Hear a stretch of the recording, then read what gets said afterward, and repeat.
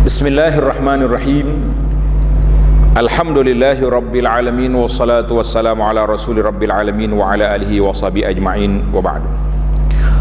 Perbincangan kita di dalam kitab Anak Kunci Surga, Anak Kunci Surga, muka surah 46. Tanda kiamat. Tanda kiamat, kan? Antara tanda-tanda akan berlakunya hari kiamat, antara tanda-tanda akan berlakunya hari kiamat adalah munculnya Dajjal dan turunnya Nabi Isa dari langit, matahari terbit dari sebelah barat, keluar binatang daripada bumi yang mampu bercakap kepada manusia. Itu di antara dalil dia. Mudah ya, Tengok nota di muka surat sebelah tu. Daripada Huzaifah bin Asid radhiyallahu anhu, sabda Nabi sallallahu alaihi wasallam, Nabi kita satu hari, tengok nota 31. Qala ittala alaina wa nahnu natazakar. Kata Huzaifah, satu hari Nabi kita keluar daripada rumah dia pergi masjid, sedang kami para sahabat sedang bermuzakarah, sedang berdiskusi. Di mana? Di masjid. Faqala ma tazakarun. Faqala ma tazakarun. Mereka berkata, Nabi pun bersabda, kamu duk bincang apa tu? Qalu nazkurus sa'ah. Sahabat-sahabat jawab, kami bincang tentang kiamat. Bila kiamat, apa yang akan berlaku kiamat? Qala, kata Nabi sallallahu alaihi wasallam, innaha lan taquma hatta tarawna qablaha 10 ayat. Tengok, ada dah terjemahan dia. Nabi sallallahu alaihi wasallam mengatakan, tidak akan berlaku kiamat sehingga kamu lihat 10 tanda besar. 10 tanda besar. Yang pertama, ad-dukhan, iaitulah keluar asap. Asap tebal keluar ni, bukan macam jerubu kita baru ni, kan? Masa jerubu baru ni ada dah orang keluar hadis ni, kita kata belum lagi, tu jerubu nama dia, kan? Bukannya hadis kiamat ni lagi. Yang kedua, ad-dajjal, keluarnya Dajjal. Yang ketiga, dabah. Dabah tu binatang besar keluar dari bumi. Bila ni? Dekat nak kiamat ni. Para jemaah sekalian, tanda dalam sebuah buku yang saya baca, khatam dah buku ni, ada dalam YouTube. Tajuk dianya Berakhirnya Dunia Ini, Nihayatul Alam. Alhamdulillah kitab ni saya khatam. Lepas mengajar Masjid Negara ni, saya baca kitab ni di Masjid Bulak, orang panggil Tun Abdul Aziz di PJ, ya. Khatam kitab tu, tuan-tuan boleh tengok dalam rakaman. Tanda-tanda kiamat ada dua. Satu dipanggil tanda kiamat kecil. Tanda kiamat kecil ini, dalam kitab itu Syekh Al-Arifi dia kata apa? Ada 130 tanda. Waktu dia tulis kitab tu, dia kata dah 80 lebih berlaku. Ana rasa zaman kita ni mungkin dah 100 lebih, wallahu alam. Ada tanda kiamat berlaku sekali je, dan ada tanda kiamat yang berulang-ulang. Di antara tanda kiamat yang berlaku sekali, Nabi kata, dibangkitkan aku ni, aku dibangkitkan dengan kiamat ke hatai ni, dua ni dekat. Maknanya bangkitnya Nabi sallallahu alaihi wasallam itu sudah tanda kiamat kecil. Sebab apa? Sebab tak ada lagi Nabi lepas pada dia. Wafatnya Nabi, lagilah kiamat. Berlakunya bulan terbelah. Iqtarabatis sa'at wa insyaqqal qamar. Dalam Quran kata, hampirnya kiamat, bulan terbelah. Berlaku dah zaman Nabi sallallahu alaihi wasallam, kan? Kemudian banyaknya berlaku anak-anak derhaka dari bapa. Itu zaman dulu berlaku, zaman sekarang berlaku. Itu berulang. Mana ada tanda-tanda kiamat yang berulang, ada yang berlaku sekali saja. Jadi masih lagi berlaku sekarang ni taqarubul aswaq. Pasar-pasar sekarang ni jadi kecil. Pasar kita ni, kedai-kedai dekat ke jauh? Dekat jauh? Dekat. Nak beli beg jenama apa? Buatan mana? Tak payah pergi mana-mana, duduk kat rumah je. Pilih, trek, mari. Nah, minggu depan sampai puh laju depan tangga. Sampai. Tak usah kata orang KL. Makcik-makcik kat pondok saya tu ada juga puh laju masuk ni. Cari apa ni makcik? Beli dengan online juga ada pakcik ni. Dia kata saya tak beli, tak, anak dia duduk KL tu nak hadiah ke mak, hantar mari. Apa cerita? Ini tanda kiamat. Taqarubul aswaq, pasar jadi dekat. Orang tak kata apa dah. Maklumat-maklumat tersebar secara cepat. Ni kita duduk ceramah sini, orang seluruh dunia boleh tengok. Sekali kita tulis post dekat Facebook buat fitnah pada orang, seluruh dunia terfitnah dengan dakwaan kita. Allahu akbar. Itu dia panggil tanda-tanda kiamat. Baik. Pemisah di antara tanda kiamat kecil dengan besar siapa? Zuhur Al-Mahdi. Tulis keluarnya Imam Al-Mahdi. Nama dia Muhammad bin Abdullah. Nabi kata nama dia sama dengan nama aku. Tapi kenapa dinamakan Al-Mahdi? Kenapa nama dia Al-Mahdi? Sebab dinamakan dengan Al-Mahdi maknanya seorang pemimpin yang mendapat hidayah Allah Azza wa Jalla. Pemimpin yang dapat hidayah. Kan Nabi sebut dalam hadis yang panjang, alaikum bisunnati wa sunnatil khulafa'il rasyidin al-mahdiyyin. Mana khalifah-khalifah yang diberi pimpinan petunjuk oleh Allah Azza wa Jalla. Itu dia panggil Al-Mahdi. Pemimpin yang mendapat petunjuk Allah Ta'ala. Mahdi, gelaran dia orang panggil Imam Al-Mahdi. Bila Imam Mahdi mari, di mana Imam Mahdi ini muncul? Di Syam, di Damsyik, Dimash, di Jami' Al-Amawi. Di situ dia sampai. Tahun berapa wallahu alam, waktu munculnya zahirnya Imam Mahdi, seorang pemuda dari keturunan Nabi sallallahu alaihi wasallam ini, bila dia muncul pada waktu itu, tengok dalam hadis kita ni, turunnya Nabi Isa alaihi salam. Nabi Isa turun daripada langit. Malaikat bawa turun dia Nabi Isa alaihi salam. Dia turun di mana? Di Manaratul Bayda, menara putih di Masjid Dimash. Dia turun waktu tu Imam Mahdi baru nak solat. Ada kata solat subuh. Bila Mahdi tengok, dia kenal. Oh, Nabi Isa, fadal, sila jadi imam. Mahdi kata, Nabi Isa kata, la wa imamukum minkum, imam kamu daripada kamu. Kenapa aku nak kacau? Walaupun dia Nabi, tapi jawatan dia, Rasul dia tu, risalah dia telah tamat. Sekarang ni risalah Al-Quran kan? Maka Nabi Isa AS bila dia turun nanti di akhir zaman, dia akan ikut hukum Quran. Dia tak bawa lagi Injil, tak bawa lagi kitab Injil dia. Maka bila selesai daripada salat, ketika itulah berlaku ni, kata di para ulama, alamat kiamat ni berlaku seperti tasbih, biji tasbih, satu. Mana dia mari tu dekat 1, 2, 3, 10 berlaku kiamat. Pada waktu tu kita mungkin dah tak ada, ataupun sempatnya kita, wallahu alam, tak nak kata apa. Tengok sini, berapa perkara tadi? Turunnya Nabi Isa, keluarnya matahari dari sebelah barat, turunnya Nabi Isa, keluar Ya'juj dan Ma'juj, berlakunya 3 kali gempa bumi yang besar. Pertama berlaku di sebelah timur, diikuti di sebelah barat, dan akhir sekali di kepulauan Arab. Dan akhir sekali api keluar dari Yaman, menghalau manusia menuju ke tempat perhimpunan manusia semuanya. Hadis ini dikeluarkan oleh Imam Muslim. Jadi hadis ini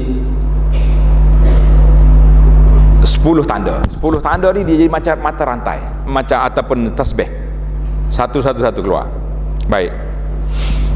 Waktu Nabi Isa tadi sampai, kebetulan masa yang sama Dajjal keluar. Dajjal yang kita takut ni ada masa tu. Bila Dajjal mari, Nabi Isa kejar dia di Babul Lud dekat Palestin. Maka Dajjal bila bau Nabi Isa, lembek lalu. Dia punya tak bermaya dah. Orang panggil aura dia hilang. Yang dia duk kacau orang tu, kalah Nabi Isa AS. Selesai dengan Dajjal, keluar pula Ya'juj wa Ma'juj. Keluar Ya'juj wa Ma'juj. Ya'juj wa Ma'juj ni makhluk manusia, tapi dia punya ganas. Kalau ikan tu dipanggil ikan Firana ke apa, yang dia boleh gigit habis sekali dengan tulang-tulang hancur. Firana, ikan hok gigi tajam. Ya'juj wa Ma'juj macam itulah. Dia mari, dia binasakan benda-benda. Dan dikepungnya Nabi Isa AS terkepung, sehinggalah Nabi Isa AS berdoa kepada Allah Azza wa Jalla supaya binasakan Ya'juj. Allah hantar mari ulat. Ulat gigit tengkuk Ya'juj Ma'juj, dia mati habis. Kita kata la ya'lamu jununa rabbika illahu, kita tidak tahu tentera Allah Ta'ala ni kecuali dia yang tahu. Tentera Allah Ta'ala ni tak hantar besar-besar, kecil-kecil dia hantar mari. Ya'juj Ma'juj kalah dengan ulat. Apa ni, Abrahah, ketua gajah, mati dengan burung ababil. Burung ababil yang kecil ya, bukannya burung helang besar tu. Numrus, nyamuk, apa dia lagi, itu tentera Allah Ta'ala. Sekarang ni dihantar mari virus corona pula, takut habis seluruh dunia. Itu dia panggil tentera Allah Azza wa Jalla. Kemudian bila mati Ya'juj Ma'juj, busuklah kawasan tu. Orang mengadu pula Nabi Isa AS, dia kata Isa busuk habis, macam mana nak buat? Nabi Isa berdoa Allah SWT, Allah Ta'ala hantar mari burung, ambil dia punya bangkai-bangkai ni, entah dicampur di mana. Jadi marilah pula, kemudian keluar dabah. Dabah ni keluar binatang besar yang keluar dari bumi. Ada riwayat yang mengatakan dia keluar di antara Safa dengan Marwah. Jadi jangan marahlah kalau kajian duk gali sekarang ni pun, biarkan, sebab dia nak seolah-olah macam nak buka lorong kepada dabah ni mari. Ada orang marah, dia kata, Ustaz, kenapa Arak ni buat bangunan tinggi dekat Masjid Haram tu? Saya kata, kenapa marah? Mahal lah jadi hotel. Kalau mahal, duduk hotel murah kat bawah tu, apa susah kita? Ada lagi, kita kata mahal je, musim haji tak cukup booking tu penuh. Kita je tak ada duit, orang lain banyak pun. Susah siapa dia? Saya kata, tuan, jangan duk marah. Mereka buat ini untuk nak merealisasikan tanda-tanda kiamat yang disabda oleh Nabi sallallahu alaihi wasallam. Ingat ada waktu malaikat mari tanya Nabi, bila kiamat? Nabi kata apa? Mal mas'ulu anha bi'a'lama minas sa'il. Orang yang ditanya bukan lebih tahu daripada yang bertanya. Mana kita dua sama-sama tak tahu. Allah Ta'ala saja tahu tarikh. Mana tanda dia? Malaikat tanya, wa ma asrat, mana tanda dia?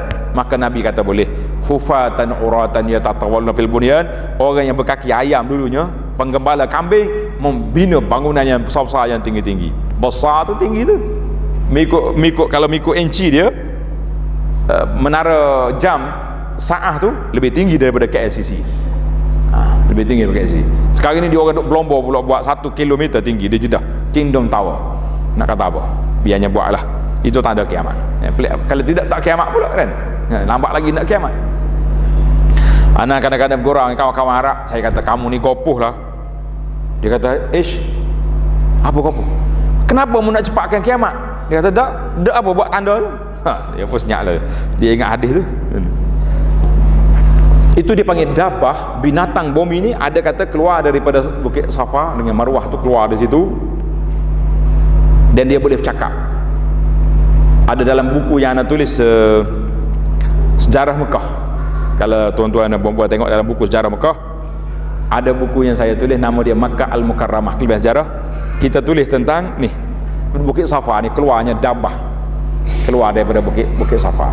Wallahu alam, bagaimana rupa dia, macam mana bentuk, tak usah duduk carilah. Kalau saat waktu dia keluar, nanti orang tahu ini tanda kiamat. Yang pentingnya, dia tak akan keluar kecuali pada waktu yang mutaakhir, mendekat nak kiamat dah, selepas keluarnya Imam Mahdi. Selagi Mahdi tak, baik Mahdi ramah keluar sekarang ni. Ingat ada cerita 3 Mahdi keluar di pejabat agama baru ni?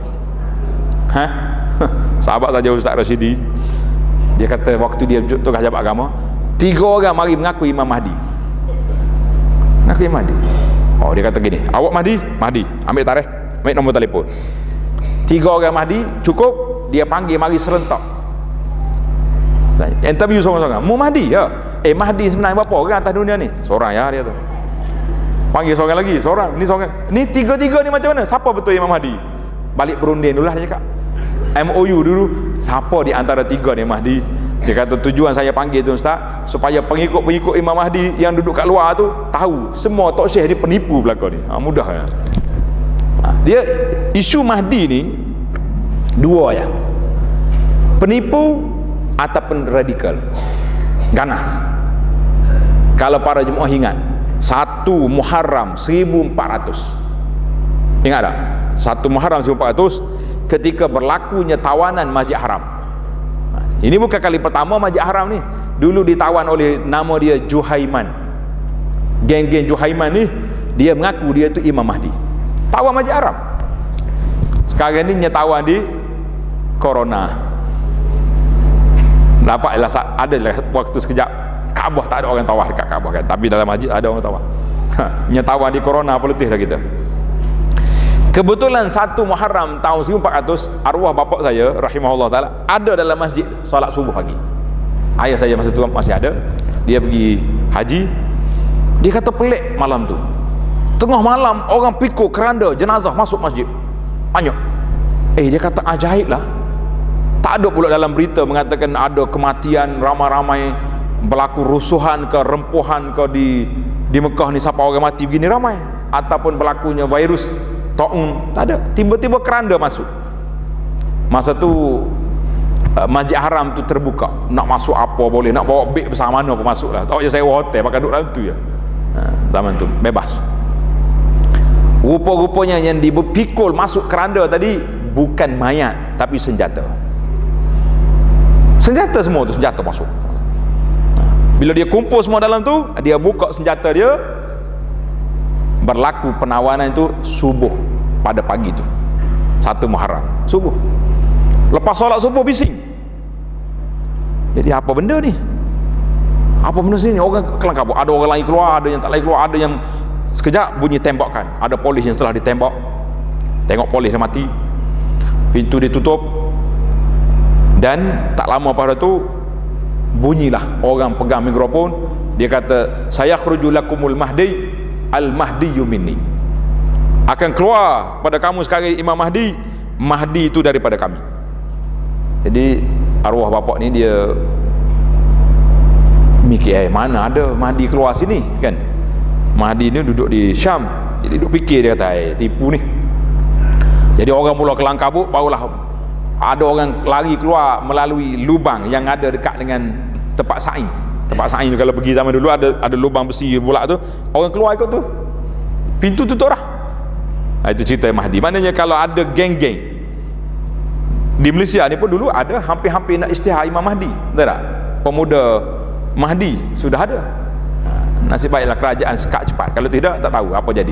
Sesak-sesak dah. Yang kita bimbangnya ni radikal ni. Jadi militan, jadi ganas ni cukup bahaya. Jadi kalau ada para jemaah sekalian dengar kumpulan-kumpulan mana-mana lah berselindung di sebalik nama syariat ke tarekat ke kan, kalau ada yang duduk main Mahdi-Mahdi ni terus jangan ikut, itu bahaya. Kalau ada ustaz nama Mahdi mari nak mengajar, tak apa. Jangan pula ustaz ni Mahdi ni Abu Anas kata bahaya ni, letih kawan tu, takkan nak kita tukar dekat nama dekat JPN pula tak, mana boleh tukar, nama sudah siap. Ustaz Mahdi tak apa, Imam Mahdi yang bahaya. InsyaAllah.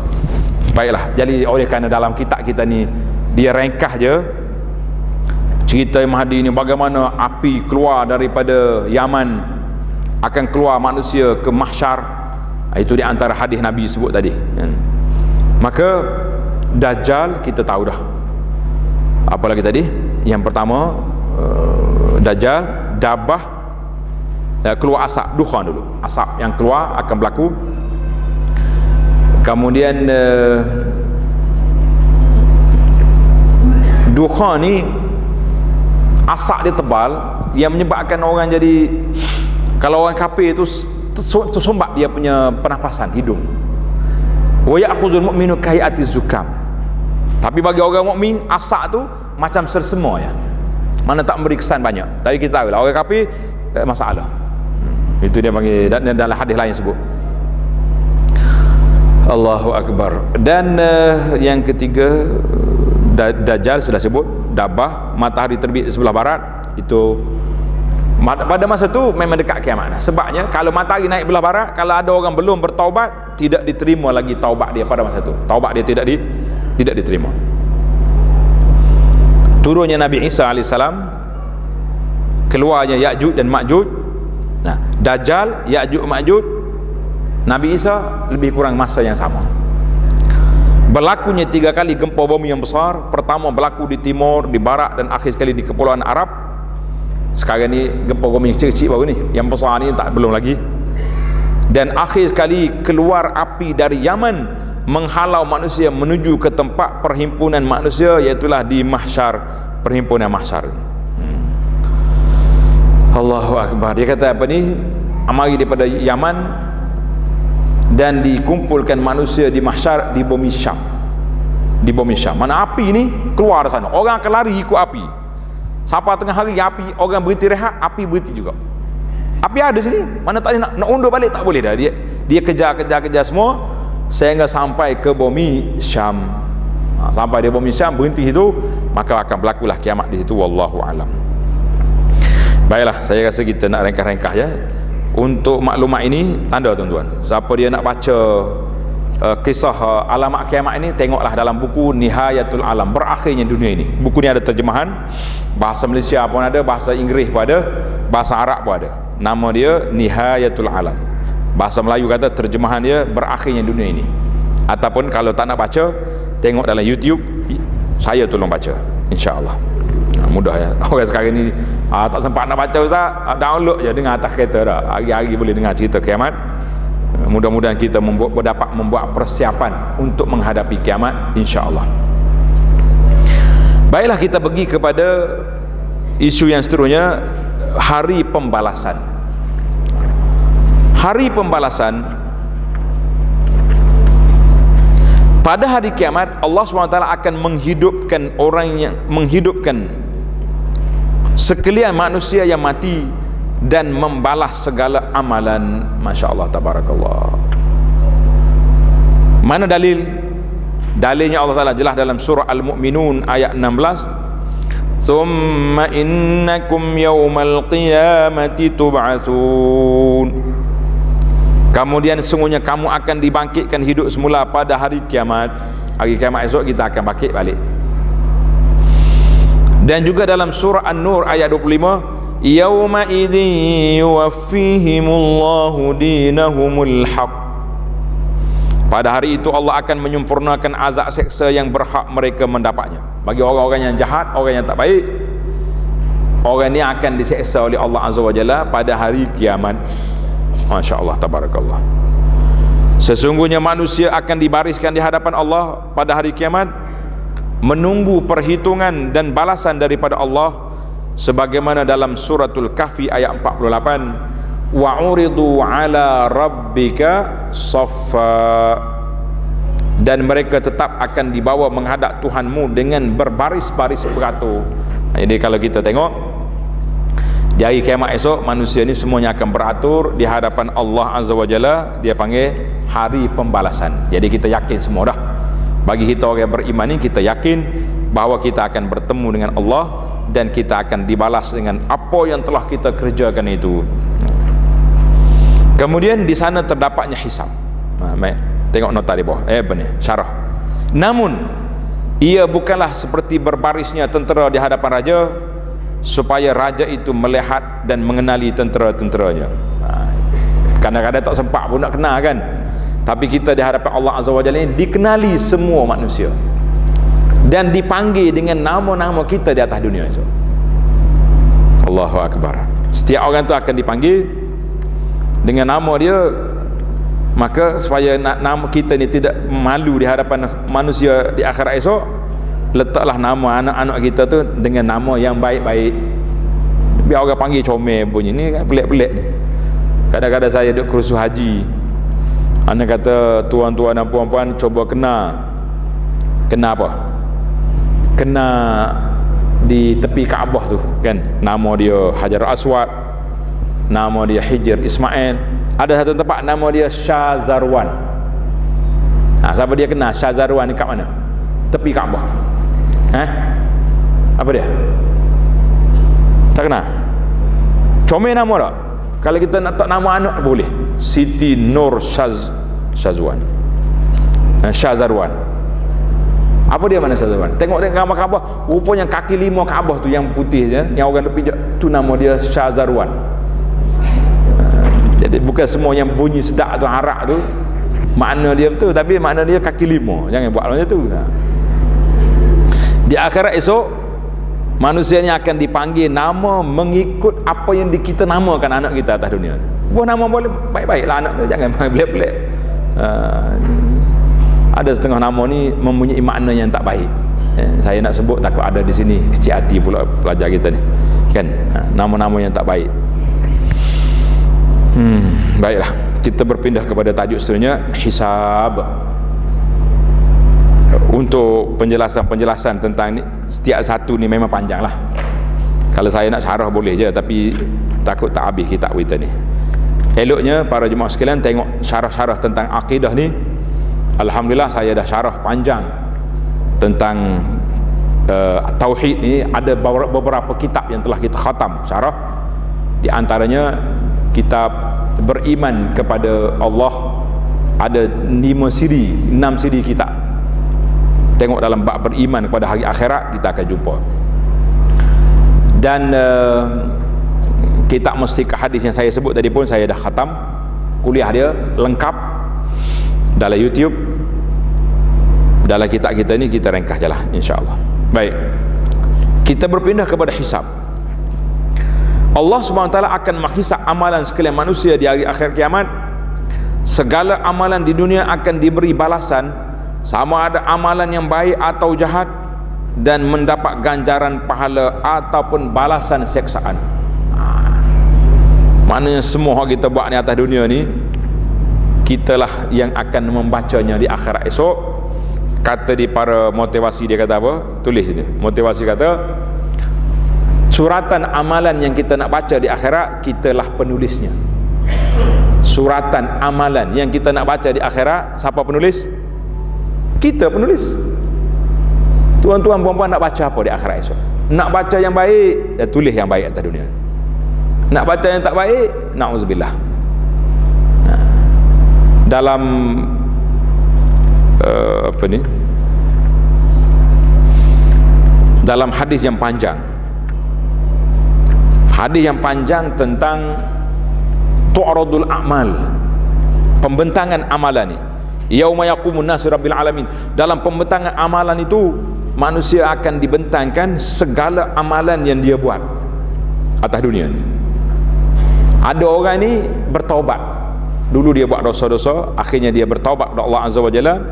Bila dia bertaubat, Allah sembunyikan dosa dia di akhirat. Ini pentingnya taubat ni.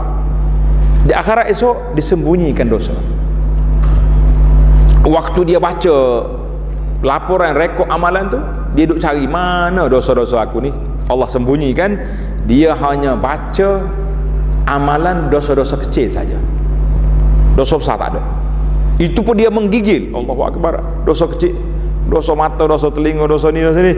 Mana yang dosa besar? Riba mana? Rasuah mana? Zina mana? Semuanya tidak ada. Kemudian apabila dibaca dosa-dosa ni, itu pun dia takut.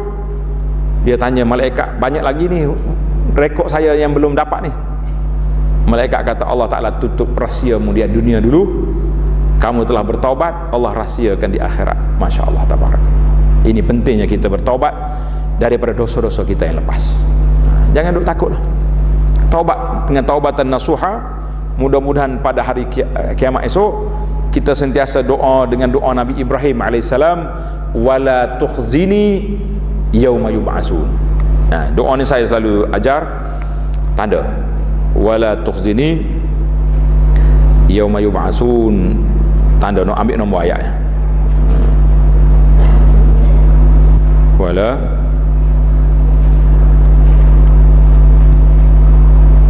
surah Asy-Syu'ara, tulis surah Asy-Syu'ara ayat 87. Ambil doa ni, kita baca wala tukhzini yauma yub'atsun. Ya Allah, jangan engkau hinakan aku pada hari dibangkitkan di akhirat esok. Di samping kita bertaubat, kita doa, minta dengan doa Nabi Ibrahim ni, kan? Tanda dah. Surah Asy-Syu'ara, Syu'ara ayat 87. Surah Asy-Syu'ara ayat 87, insyaallah. Wala tukhzini yauma yub'atsun. Ambil nombor ayat pas cari dalam Quran. Wala tukhzini yauma yub'atsun. Ya Allah, jangan kau hinakan aku pada hari dibangkitkan di akhirat. Tak adalah. Atas dunia orang hina kita, orang tuduh kita, orang macam-macam orang buat rekod pada kita. Kita kata tak ada masalah. Kalau benda tu kita buat sungguh, Allah hapuskan dosa kita. Tapi kalau kita tak buat, dia buat fitnah pada kita, kita berpahala setiap hari. Setiap kali orang forward, orang share, orang kata kita, kita hanya menerima pahala free walaupun kita tak tidur di rumah kita. Nah, ada nikmatnya situ. Walaupun sakit kepala juga, tapi gitulah keadaan. Tapi bila kita bertobat kepada Allah SWT, insya-Allah mudah-mudahan Allah Ta'ala sembunyikan, maafkan kita dan sembunyikan keaiban kita di akhirat. Hisab. Tengok hisab. Allah SWT akan menghisab amalan sekalian manusia di hari kiamat. Segala amalan di dunia akan diberi balasan, sama ada amalan yang baik atau jahat, dan mendapat ganjaran pahala ataupun balasan siksaan. Dua ya. Maknanya faman ya'mal mithqala dzarratin khairan yarah, wa man ya'mal mithqala dzarratin syarran yarah. Dua-dua tu kita akan tengok belaka. Tuan-tuan dan puan jangan bimbang, jangan takut. Sebab itulah kita percayalah kepada malaikat yang menulis amalan kita. Sekarang ni kita macam tak apa nak percaya kadang-kadang. Betul tak? Malaikat tulis ke tak ni tulis amalan aku ni. Sebab itulah semua amalan kita nak tunjuk dengan orang belaka. Lepas tawaf, tengah menangis depan Kaabah, ambil gambar, tulis dekat Facebook, alhamdulillah baru sudah menangis depan Kaabah. Berapa like dapat? Pedah berapa like? Kita ibadatkan Allah, bukannya nak tunjuk dengan orang, kan? Ingat baik. Ada benda yang tak perlu kita tunjuk-tunjukkan. Ada benda yang kita tonjol untuk mendapat orang ikut cara yang kita buat. Contohnya sedekah yang perlu kita tonjolkan. Contohnya kita kata orang ni orang miskin, kan? Rumah dia nak cabut rumah, nak runtuh dah, perlu 20,000. Kita tunjuk, saya bagi sedekah 1,000, tinggal 19 lagi. Siapa nak share? Boleh. Tapi kalau eloknya kalau kita nak bagi sedekah orang miskin, berah ke makanan ke, tak payah duduk tunjuk-tunjuk lah. Kita bagi senyap-senyap ya. Kalau orang tanya siapa beri, hamba Allah, tak payah duduk main nama-nama, tak perlu. Sebab kita yakin malaikat bertugas dengan baik. Betul tak? Jadi orang tak yakin malaikat tugas, ya dia nak tulis sendiri tu. Itu masalah. Allah SWT mengingatkan dalam surah Al-Maidah ayat 4, innallaha sari'ul hisab. Sesungguhnya Allah Ta'ala maha cepat hitungan hisab dia, laju sekali, laju dan tak tertinggal apa-apa pun. Seperti yang diriwayatkan dalam sebuah hadis, Allah Subhanahu wa Ta'ala akan menghisapkan sekalian hambanya pada dalam tempoh masa separuh hari dunia. Berapa juta bilangan manusia atas dunia ni? Daripada zaman tu Adam sampai ke hari kiamat esok, berapa bilion bilangan? Tuhan boleh hisap setengah hari ya. Masya Allah, tabarakallah. Allahu Akbar. Pada hari perhitungan, manusia semua akan mendapat buku catatan amalan masing-masing. Allah SWT menerangkan dalam surah Al-Haqqah, فَأَمَّا مَنْ أُوتِيَ كِتَابَهُ بِيَمِينِهِ فَيَقُولُ هَاؤُمُ اقْرَءُوا كِتَابِيَهْ. Maka siapa yang diberikan menerima kitab amalnya dengan tangan kanannya, maka dia akan berkata dengan sukacitanya kepada siapa yang ada di sini, nah, bacalah kamu kitab amalanku. Kita ni kalau kita terima apa? Terima benda-benda yang baik-baik. CJ anak lah, SPN semalam dapat berapa? 12A. Tayang besar-besar. Sekali dengan nombor-nombor A tu tayang dekat Facebook ni, macam anak orang lain tak ada A.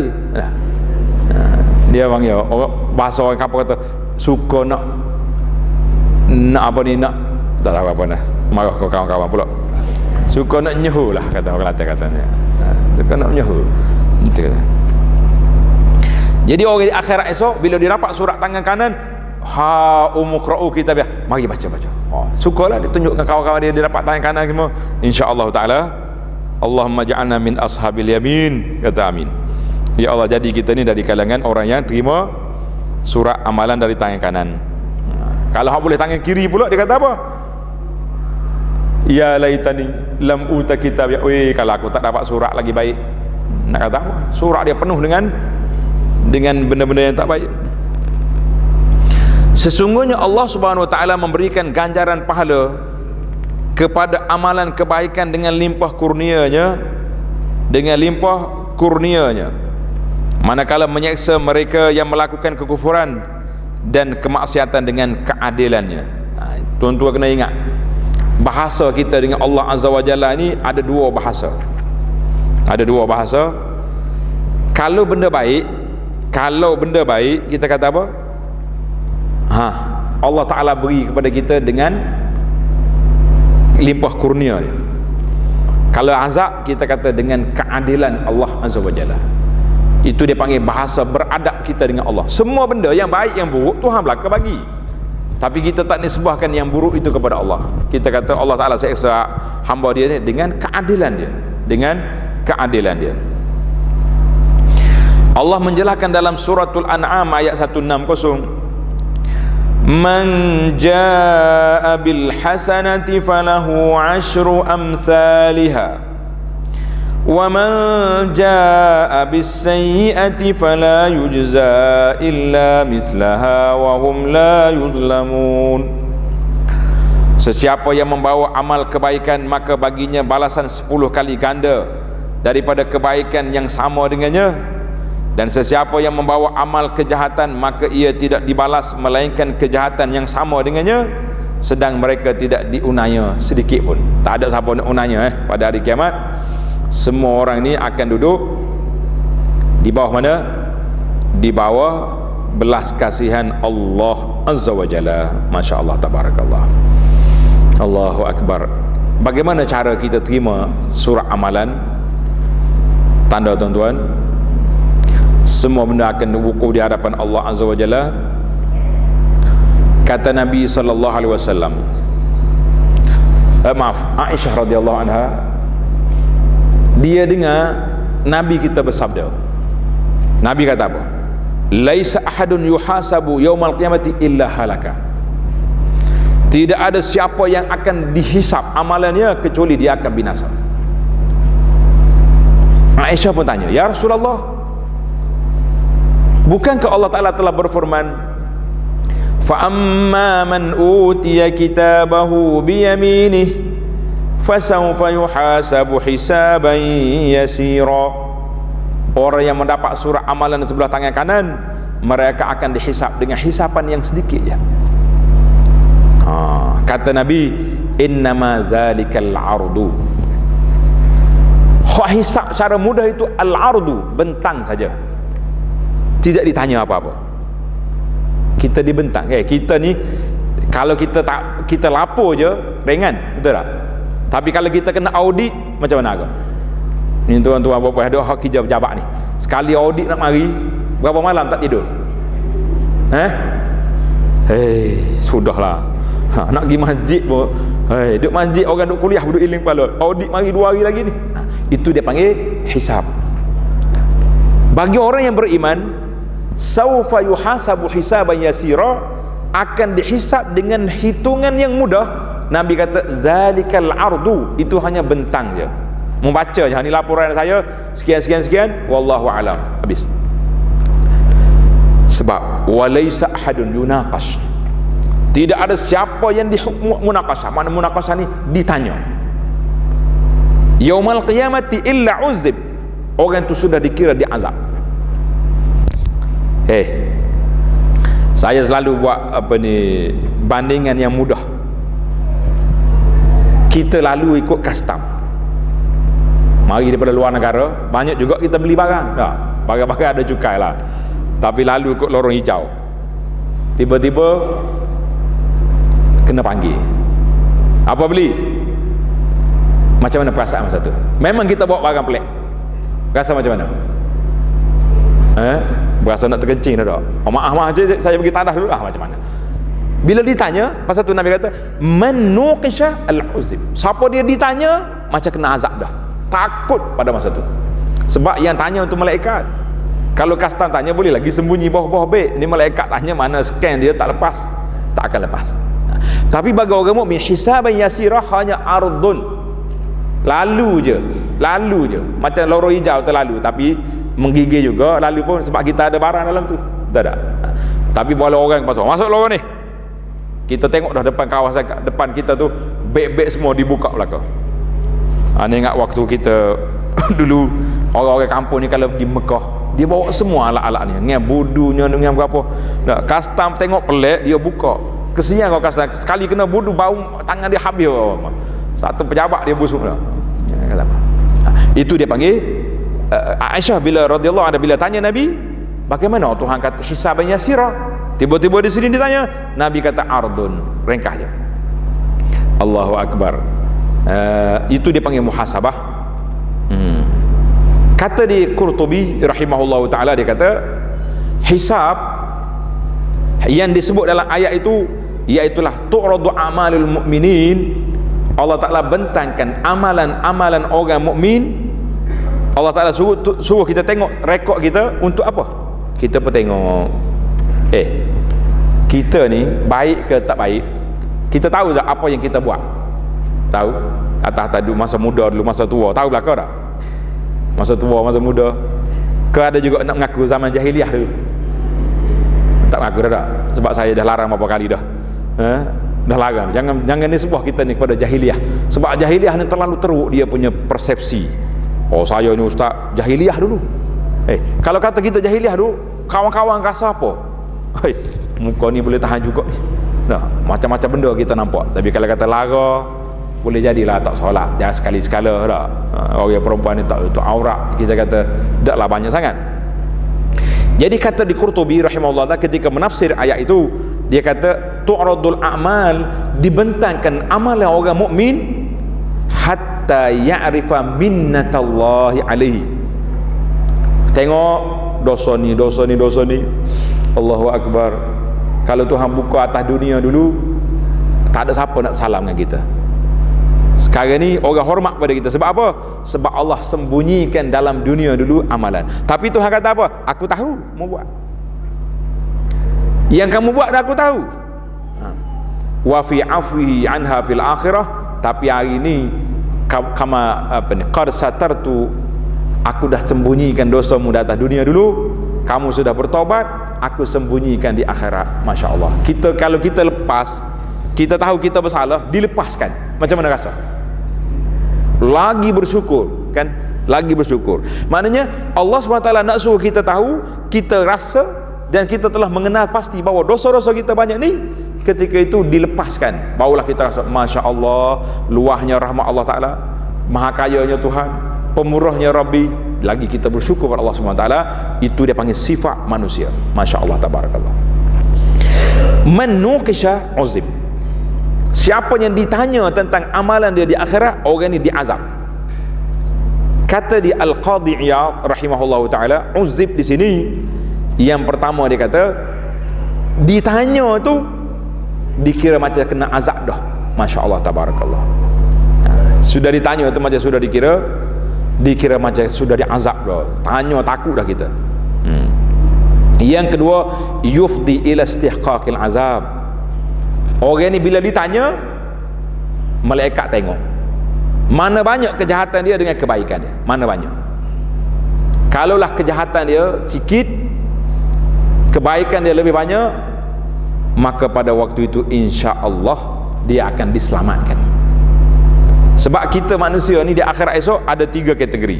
Tanda tuan-tuan. Kategori yang pertama ashabul yamin. Orang ni confirm ke syurga terus, alhamdulillah. Kategori yang kedua neraka terus. Tak ada dah. Orang ni neraka terus dah. Tak ada perundingan lagi sebab dia syirik pada Allah Taala. Kategori yang ketiga, tahta masyiatillah, kumpulan yang duduk di bawah kehendak Allah Ta'ala. Orang ni siapa? Usatil muwahhidin, orang-orang ahli, orang yang derhaka di kalangan orang ahli tauhid. Dia ahli tauhid tapi dia derhaka kepada Allah Azza wa Jalla. Maka orang ni duduk di bawah golongan masyiatillah, duduk di bawah kehendak Allah Azza wa Jalla. Tuhan nak dia azab, Tuhan nak dia lepaskan. Berapa banyak ni hadis-hadis tadi. Bila orang ni diberi 99 sijilat surat amalan dia, Allah Ta'ala tanya. Allah kata apa? Allah Ta'ala kata, aku tutup dosa kamu di dunia, maka aku lepaskan kamu di akhirat ini. Masya Allah, tabarakallah. Ketika itulah manusia akan bersyukur kepada Allah Azza wa Jalla. Sebab apa? Sebab kita tahu kita semua duduk di bawah belah kasihan Allah Azza wa Jalla. Hisaban yasira. Allahu Akbar. Kata di para ulama ketika menafsirkan surah Yasin, al-yawma nakhtimu ala afwahihim wa tukallimuna aydihim wa tashhadu arjuluhum bima kanu yaksibun. Pada hari ini aku tutup mulut dia. Mulut tak boleh bercakap, mulut dia nakal. Depan Tuhan nak menipu lagi. Wa tukallimuna aydihim, tangan bercakap, kaki menjadi saksi.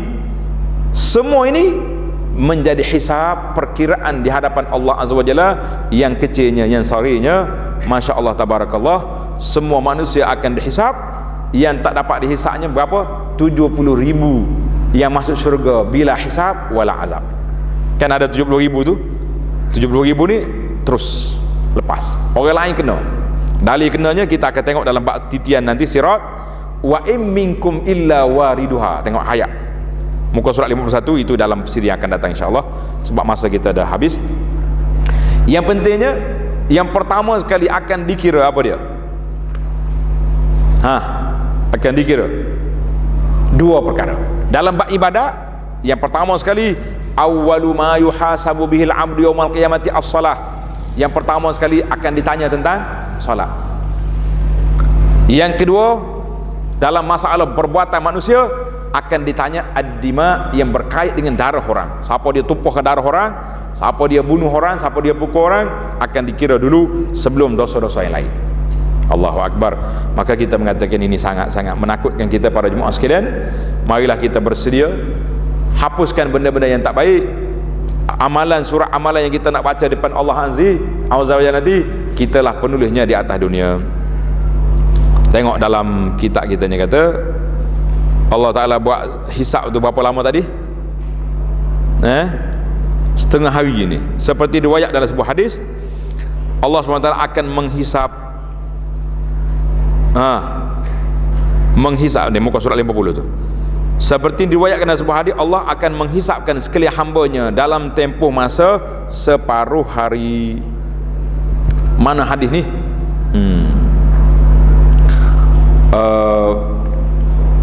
Dalam tafsir Al-Alusi ketika menafsirkan ayat wa huwa asra'ul hasibin, wa fil hadis annahu ta'ala yuhasibul kull, Allah Ta'ala akan hisapkan semua fi miqdari halbisyah, sekadar perah susu kambing. Sekejap je tempoh masa. Ini ayat ni Nabi kita ni sabda kepada orang Badui. Orang Badui dia tak main minit, tak main jam, dia tak pakar. Dia pakar lama mana? Sekadar perah susu kambing. Dia tahulah masa tu zaman dia. Nah, zaman kita ini banyak mana? Sekadar masak sebiji kek. Nah, ibu-ibu hendak buat kek ni tahulah berapa minit mikrowave. 10 minit, 20 minit. Ini bahasa mukhatabah tu dia panggil standard dia. Nabi bercakap dengan Badui. Wa fi ba'dil akhbar fi miqdari nisfi yaum, lebih kurang setengah hari je kata. Setengah hari saja. Allahu Akbar. Dalam tafsir Adwaul Bayan mengatakan an Ibrahim an-Nakhai kanu yarawna. Ibrahim Nakhai kata ulama-ulama kita dapat meriwayat mengatakan yafru, selesainya hisab pada hari kiamat nisfun nahar, sekadar setengah hari. Allahu Akbar. Lepas pada setengah hari fayaqilu ahlul jannah. Allahu Akbar. Orang-orang dalam syurga sudah berehat dalam syurga. orang dari neraka duduk di neraka dah, lepas tengah hari saja. Allahu akbar. Ashabul jannati yauma idzin khairum mustaqarran wa ahsanu maqila. Orang-orang ahli syurga itu duduk berehat dalam apa dia. Masya-Allah, tabarakallah. Itulah yang dikatakan kelebihan-kelebihan yang sangat besar Allah SWT sediakan kepada kita bagi umat Muhammad sallallahu alaihi wasallam. Ini di antara umat yang terawal. Kan Nabi kata nahnul akhiruna as-sabiquna yaumal qiyamah. Kita ni orang terakhir keluar ke dunia, tapi orang yang terawal selesai di akhirat esok. Alhamdulillah para jemaah sekalian, kita bertuah menjadi umat Nabi kita Muhammad sallallahu alaihi wasallam. Tapi jangan duduk bertuah saja. Aku ni ikut Nabi, ikut mana-mana pun. Nah, tapi amal yang Nabi kita ajar tak buat. Jadi kita jadi macam ada setengah orang ni bila jumpa ustaz, dia kata ustaz macam mana pun saya nak ikut ustaz, ikut gimana? Waktu ustaz pergi ngajar tak ada juga. Tak jadi lagu tu. Allahul musta'an. Kita kata Allah Taala bantu kita untuk menyelesaikan amalan. Masalah-masalah ada pada kita. Insya-Allah kita akan sambung perbincangan yang akan datang. Panjang kita akan bincang dalam bab sirat, syurga dan neraka di dalam siri yang akan datang insya-Allah. Subhanakallahumma bihamdika asyhadu an la ilaha illa anta astaghfiruka wa atubu ilaik wa sallallahu ala nabiyyina Muhammad wa ala alihi wa sahbihi ajma'in walhamdulillahi rabbil alamin.